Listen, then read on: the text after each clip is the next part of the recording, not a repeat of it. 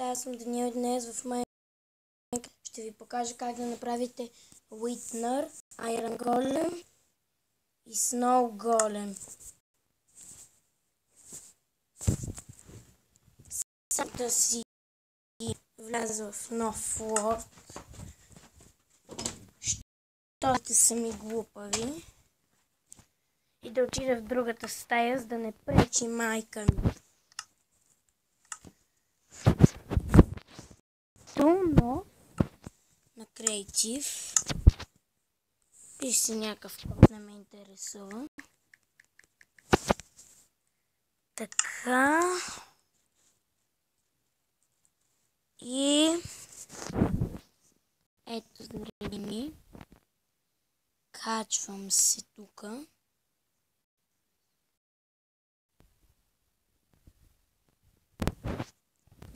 И започвам. Първо за Snow Голема ще ви трябва Snow и една тиква.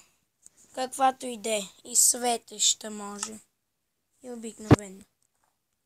Слагате две купчета така.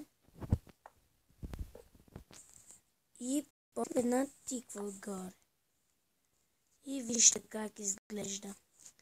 И сега ще ви покажа нещо друго за него. Вземете една ножа и се доближете до него. И му отрязах тиквата отгоре. Сега взимам Iron блокче. Прави се от 9 Iron на Survival. И от него се прави едно Т. Ето така. И се слага пак каквато и да е тиква. Ето. И той ви предпазва, както някои хора знаят. Но не убива крипърите, само да ви кажа. Ето, примерно слагам пигман. Ама не знам той дали ще гори. Ето. Видяхте ли как го уби? И накрая сега ще ви покажа как да правите Wither. Ще ви трябва Soul Sand и глава на Wither скелет. Обаче, преди да го направите, знаете, че той не е приятелски настроен. Към никое чудовище. Дори към чудовищата. Всичко убива. Така, първо двете отстрани и ето го.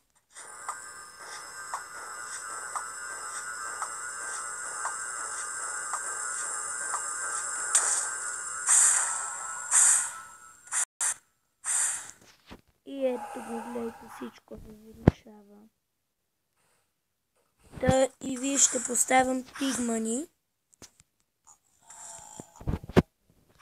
И сега той ще започне да ги цъмва. Ама той къде отиде той? Ами добре. И аз смятам да свършвам клипа. И за това ще ви кажа едно чао!